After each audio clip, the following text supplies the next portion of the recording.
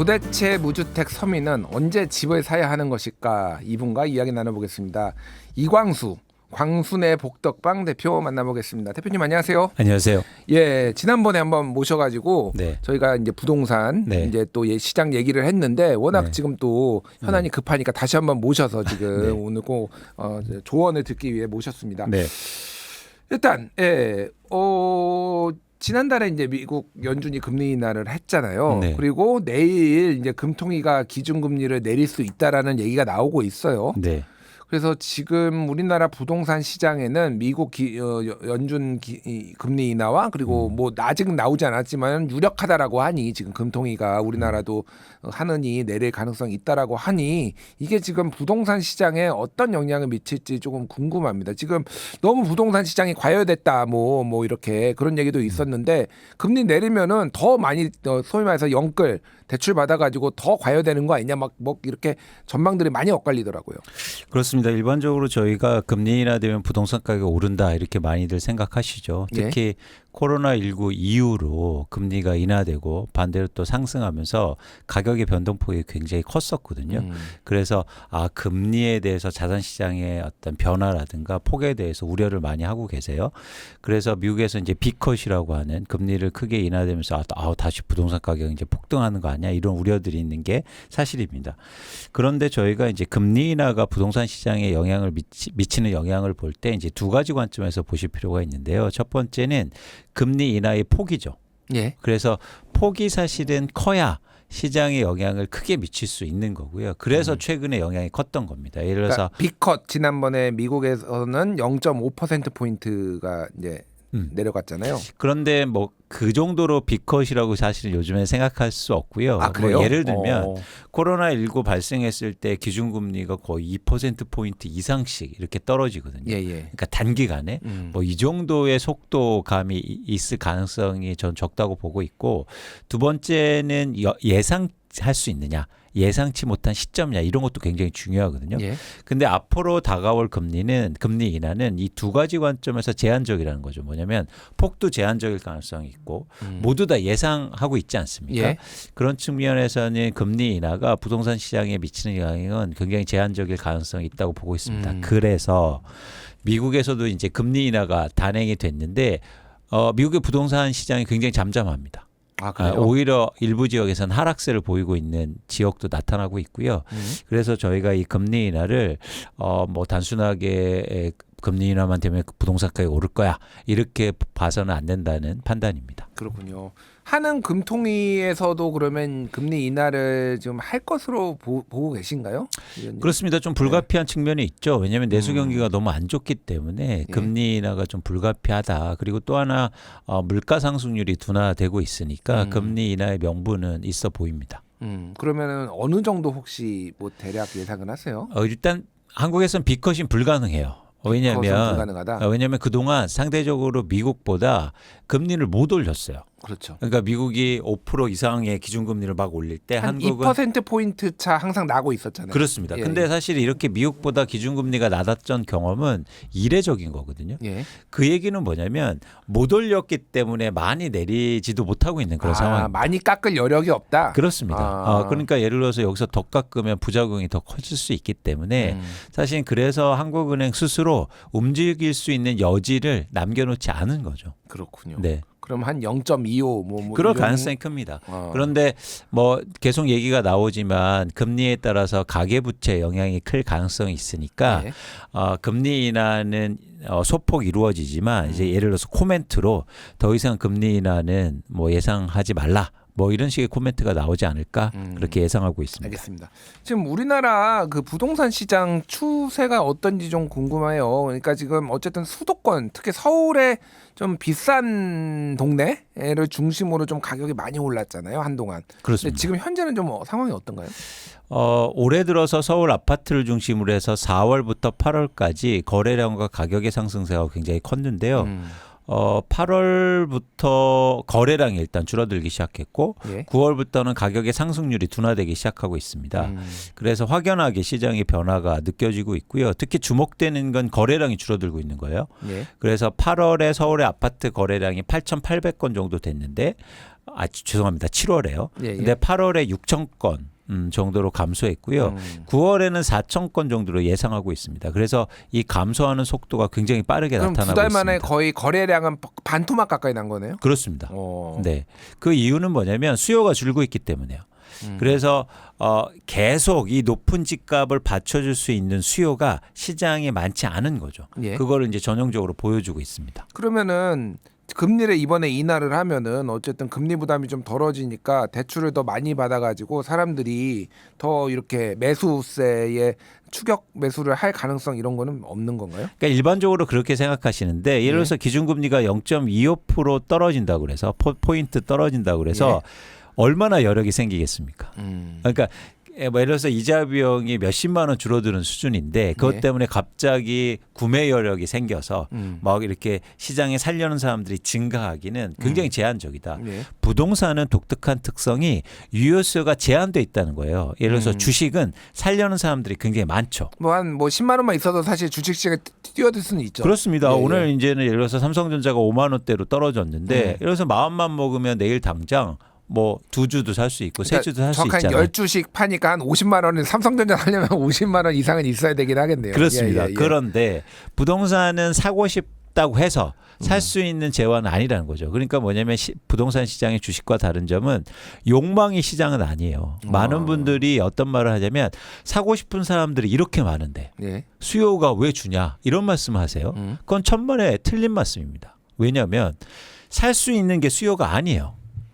사고 싶어도 네. 사고 싶어도 살 수 없다는 거죠. 그런 차원에서는 저희가 이렇게 부동산 가격이 오르면 수요가 줄 수밖에 없는 그런 한계를 지금 이미 보여주고 있다 이렇게 판단하시면 됩니다. 근데 궁금한 게 그러면은 7월에서 9월에 거의 이제 수요가 반토막이 났다고 했는데 왜 반토막이 난 건가요, 이게? 일단 직접적인 원인은 대출이 줄고 있기 때문이요. 그러니까 정부가 대출 조이기를 상당히 이제 시중은행을 좀 압박하는 모양새가 있었잖아요. 그게 영향이 있었던 건가요? 그렇습니다. 그런데 이것도 불가피한 측면이 있죠. 예. 왜냐하면 지속적으로 가계 대출을 늘리자고 하는 건 뭐 나라를 망하자게 한 거니까 예. 사실은 불가피한 측면이 있다. 그렇기 때문에 굉장히 자연스러운 뭐 대출 규제라고 보고 있고 그러다 보니까 수요가 위축됐고 또 하나 가장 결정적인 건 가격이 올랐기 때문에 수요가 줄어드는 거예요. 그 가격을 감당해낼 수 있는 수요가 지속적으로 시장에 증가하지 않는 거예요. 예. 그래서 일시적으로 수요가 증가했지만 그게 지속성이 떨어지고 있는 그런 상황입니다. 그렇군요. 알겠습니다. 어쨌든 특히 이제 서울 아파트 값은 숨고르기에 들어갔다 이런 평가가 있는데 최근에 이제 언론 보도를 보면은 청약 시장이 과열 양상을 보이고 있다. 뭐 이런 얘기도 있어요. 그런데 또 재밌는 게 청약 통장 가입자 수는 또 1년 사이에 36만 명이 줄어들었다고 하니까 청약 통장은 또 해지하고 있는데 청약 시장은 과열되고 있고 이게 무슨 상황인지 잘 이해가 안 되더라고요. 그러니까 이게 연결되는 지점인데 일단 청약 시장이 과열된 그런 아파트, 쉽게 말해서 아파트들은 서울을 중심으로 해서 분양가 상한제가 적용된 아파트들입니다. 그러다 보니까 상대적으로 분양가가 낮고 쉽게 얘기하면 매물이 싸게 나왔다라는 거죠. 청약 시장에서. 그렇죠. 그러다 보니까 많은 분들이 이제 청약에 그래서 신청을 하는 거죠. 쉽게 거의 말해서. 뭐 무슨 로또 수준이라고 뭐 이런 뭐 기사도 막 나오더라고요. 그렇습니다. 특히 예. 이제 로또라고 말씀하신 거는 무순위 예. 청약 같은 경우에 공탄에 지난번에 나왔던 거 뭐 이런 것들은 그렇습니다. 예. 주변 시세보다 훨씬 더 낮은 가격이고 예. 그게 또 무순위 청약이다 보니까 예를 들어서 순위하고 상관없이 청약 통장만 가지면 참여할 수 있었거든요. 그러다 보니까 경쟁률이 굉장히 높아졌던 거죠. 그러다 보니까 어떤 상황이냐면 경쟁률이 너무 높으니까 이게 청약 통장이 이게 필요한가? 이게 당첨될 수 있는 건가? 내가 통장을 갖고 있어서. 예. 그리고 상대적으로 청약저축의 금리가 낮거든요. 예. 시중금리보다. 그래서 일종의 무용론이 있는 거죠. 그러다 보니까 해지율이 그거에 따라서 또 많아지고 있는 상황입니다. 그렇군요. 그러면은 청약 통장을 깨는 게 낫나요? 가지고 있는 게 낫나요? 이거 대부분 뭐 가지고 있으라고 일단 다 말씀하시던데 왜냐면은 이게 사람들이 느끼기에는 솔직히 가끔 그렇게 좋은 막 이렇게 나오지만 그런 건 너무 경쟁률이 높고 실제로는 청약 시장에서 지원할 만한 뭐 매물이 나오질 않는다라는 거예요. 이거 그래서 왜 들고 있어? 뭐 이런 얘기를 하시는 분들이 실제 있더라고요. 그렇죠. 근데 지금 현재 그런 상황은 정부의 정책 때문이거든요. 예. 무슨 얘기냐면 분양가 상한제를 적용되는 아파트를 지역을 굉장히 줄여놨어요. 그러다 보니까 상대적으로 분양이 나와도 고분양가 아파트들이 많거든요. 예. 그러니까 사실은 이게 굳이 내가 청약저축을 통장을 갖고 있을 필요가 있냐 뭐 이런 얘기인데 정부 정책은 항상 바뀔 수 있으니까 그래서 이미 청약제도의 개편 얘기가 나오고 있거든요. 예. 그래서 뭐냐면 그러니까 무주택자 중심으로 다시 청약 제도를 바꾸겠다 이런 얘기가 나오니까 여러분들이 지금 상황에 맞춰서 그러니까 생활비가 너무 필요해 이런 분들은 어쩔 수 없을 때지만 예. 어느 정도 여유가 있으시다면 청약통장을 없애지 않는 게 사실은 저는 현명하다고 생각합니다. 그렇군요. 네. 근데 청약제도가 이렇게 계속 바뀌는 게 조금 정책의 일관성에서는 좀 문제가 있는 게 아닌가? 지금 하반기에도 또 지금 바뀐다고 하는 거잖아요. 맞습니다. 가장 큰 문제가 사실 여기에 있다고 보고 있고요. 윤석열 정부가 들어서면서 청약제도가 15번 바뀝니다. 아, 그렇게 많이 바뀌었어요? 엄청나죠. 지금 뭐 3년째인가요? 예, 3년이 안 됐죠 아직. 그런데도 예, 2년 5개월 정도 됐습니다. 네, 네. 예. 그런데 상대적으로 굉장히 특히 청약제도를 많이 바꿨던 거예요. 그러다 보니까 청약의 안정성이 없어진 거죠. 과연 이제 통장을 갖고 있을 필요가 있나? 뭐 이런 회의론이 사실 커지고 있는 그런 상황입니다. 그럼에도 불구하고 또 어떻게 바뀔지 모르니 일단은 들고 있어라. 그렇죠. 그리고 예. 예를 들어서 3개 신도시라든지 아니면 향후로 분양 물량이 많아질 수 있기 때문에 여러분들이 청약 통장을 가지고 있었으면 좋겠다. 그런데 이제 중요한 건 왜 이렇게 청약 제도를 많이 바꾸느냐? 예. 그 이유는요. 윤석열 정부가 청약제도를 무주택을 위한 청약제도를 만든 게 아니라 건설사들을 위한 청약제도로 만들었기 때문이에요. 그래서 예를 들어서 건설사들한테 건설사들이 분양이 잘 되는 청약제도를 만들다 보니까 예. 예를 들어서 유주택자도 청약할 수 있도록 바꾸고 뭐 이런 식으로 계속 그러니까 소위 말해서 건설 경기 부양을 위해서 그렇죠. 제도를 좀 바꾼 거죠. 그렇죠. 그러니까. 미분양 증가하고 건설사들이 어렵다고 막 하니까 그러면 청약제도를 이제 범위를 넓혀주고 이제 유주택자, 다주택자도 청약 시장에 들어올 수 있어. 이렇게 이제 계속 바꾸다 보니까 이렇게 개편된 거거든요. 알겠습니다. 근데 정부가 지금 건설 공사비 안정화를 위해 뭐 불법 불공정행위 합동 점검반을 지금 운영을 한다라고 하는데 이게 좀 어떤 함의가 있는지 모르겠어요. 그러니까 지금까지 정부는 부동산 경기가 침체됐으니 웬만하면 조금 건설사들을 좀 살려보자 그렇고 했는데 갑자기 지금 합동 점검만 하니까 지금 건설사들 뭐 소위 말해서 속칭 때려잡겠다라는 거야? 뭐 약간 이걸 어떤 식으로 그리고 일반 소비자들 입장에서는 이거를 좀 어떤 식으로 봐야 되는지를 조금 헷갈려하더라고요. 그러니까 최근에 물가 상승 때문에 건설 공사비가 굉장히 급등한 측면이 있고 그래서 이제 정부가 이런 건설 공사비를 연간으로 2% 상승으로 유지하겠다. 그리고 억제시키겠다. 그러면서 여러 가지 방안이 나왔어요. 말씀하신 것처럼 합동 조사반 그리고 뭐 건자재를 일부 해외에서 수입한다. 레미콘도 수입한 시멘트도 수입한다. 뭐 이런 정책들인데 좀 뭐라 할까요? 그러니까 근본적인 원인, 그러니까 문제 해결은 아닌 거죠. 그러니까 근본적인 해결이 그럼 어떤 식으로 돼야 되는 거? 이거는 왜 문제가 있는 건가요? 그러면? 그러니까 사실은 공사비가 올라가는 건 시장에서 불가피한 측면이 있는 거예요. 자재비가 올라가니까 그렇습니다. 공사비가 올라가는 거죠. 그런데 또 하나 어떤 볼 필요가 있냐면 지금 건설사들별로 경쟁이 안 되고 있어요. 경쟁이 되면 건설비가 내려가잖아요. 공사비가. 예.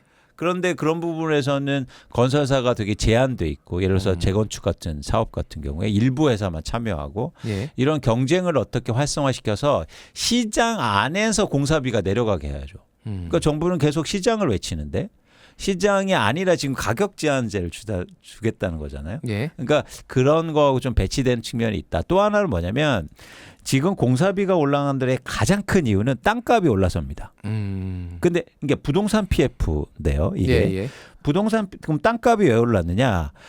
아파트 가격이 계속 올라가니까 쉽게 말해서 건설 회사들이 땅을 비싸게 산 거예요. 그러니까 분양도 안 되고. 그러니까 몇 년 전에 그렇죠. 말씀하시는 거죠? 그러니까 그래서 분양도 안 되고 PF 부실은 났는데.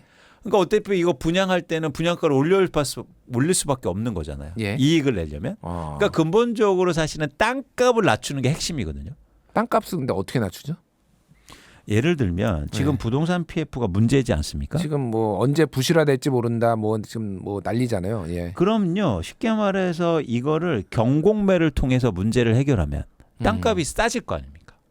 그 대신에 그 사업에 참여했던 주체들은 조금 손해를 많이 보는 거잖아요. 그건 당연한 거죠. 사업을 잘못하고 의사결정을 잘못했는데 왜 손해를 안 보려고 합니까? 아, 그게 그렇네요. 시장 아닌가요? 예, 예, 그렇죠. 예를 들어서 A라는 건설사가 땅을 비싸게 샀어요. 예. 그런데 지금 정부는 그거를 연착륙시키겠다는 거예요. 쉽게 말해서 싸게 안 팔게 하고 그 건설사를 도와주겠다는 겁니다. 예. 아니죠.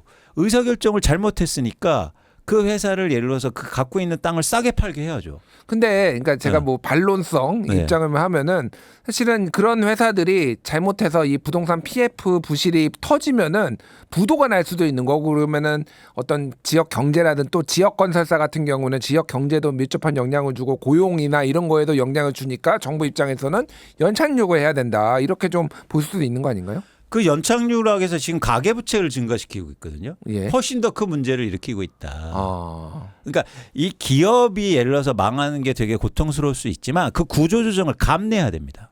그걸 감내하지만 않으면요. 우리나라는 구조적으로 더 큰 문제가 생길 수 있어요. 예. 오히려 더 빨리 정리하면 싼 가격의 땅이 나오고 그걸 예. 통해서 싼 분양가의 아파트가 나올 거 아닙니까? 그러면 선순환으로 가요. 그러니까 또 하나 꼭 말씀드리고 싶은 건 부동산은 사용 가치가 있기 때문에 절대로 빵이 안 돼요. 예, 예. 그렇기 때문에 어느 정도 구조조정이 이루어지면 충분히 시장에서 소화가 된단 말이죠. 근데 그걸 안 하기 때문에 공사비의 인상이 근원적으로 문제가 해결이 안 된다. 그러면 분양가가 엄청 낮아질 겁니다. 네, 알겠습니다. 당연하죠. 예. 마지막으로 짧게 좀 답변해 주십시오. 이거는 우리 청취자분들이 궁금해서 그래서 집을 지금 사야 되냐 말아야 되냐 이런 거 물어보시는데 너무 많아가지고 네. 짧게. 예. 그러니까 집은 내 집 마련하실 때는 제가 분명히 말씀드리는데 가격이 하락할 때 한다. 그런데 최근에 경험한 것처럼 가격이 하락할 수 있다고 보고 있고요. 예. 전 전망도 그렇게 하고 있습니다. 최근에 다시 수요가 감소하고 있고 아주 중대한 변화가 일어나고 있는데 매물이 증가하고 있어요. 그러면 앞으로 더 좋은 기회가 오고 그 기회에 맞춰서 여러분들이 내 집 마련하시면 좋겠다는 말씀 드립니다. 알겠습니다. 이광수 광순의 복덕방 대표와 함께 부동산 시장 흐름 살펴봤습니다. 대표님 감사합니다. 고맙습니다.